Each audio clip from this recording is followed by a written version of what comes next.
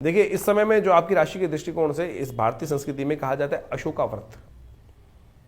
अशोक व्रत, अशोक व्रत विष्णु धर्मोत्तर में विशेषकर बड़े अच्छे से समझाया गया है। कहा जाता है कि इस दिन मिट्टी जो है वो पानी में घोलकर उससे स्नान करना चाहिए। पुराने ज़माने में लोग देखा है आपने, अभी गांव के लोग बहुत सारे होते हैं जो धोती पहने हुए बेचारे गरीब लोग होते हैं, जिनको कहा जाता है अनसिविलाइज लोग, मिट्टी से होली खेलते हैं। और मिट्टी से होली खेलते हैं तो हम कहते हैं अनकल्चर्ड उनको, क्योंकि हमने टाई लगा रखी है, हम अपने आप को पढ़ा लिखा मानते हैं। शास्त्र कहता है कि इस दिन मिट्टी मिले हुए जल से स्नान करना चाहिए। हम दिल्ली में नेचुरोपैथी हॉस्पिटल चलाते हैं, प्राकृतिक चिकित्सा का हॉस्पिटल चलाते हैं, आयुर्वेद का चलाते हैं। उसमें मृतिका चिकित्सा अपने आप में एक चिकित्सा विज्ञान है।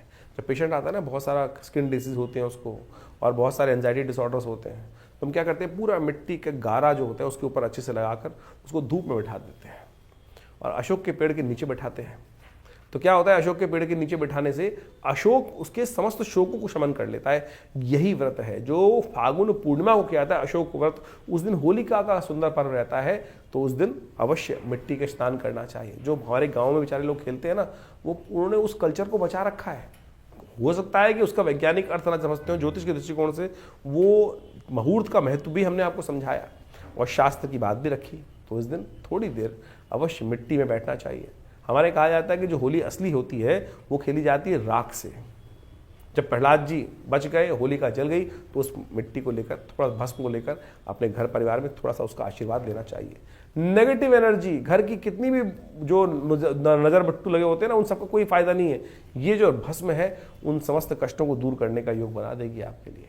तो ध्यान रखें, इसको अवश्य करने का प्रयास करें। इस दिन परिवर्तन का समय है और इस दिन चंद्रमा भगवान का जन्मदिवस भी है।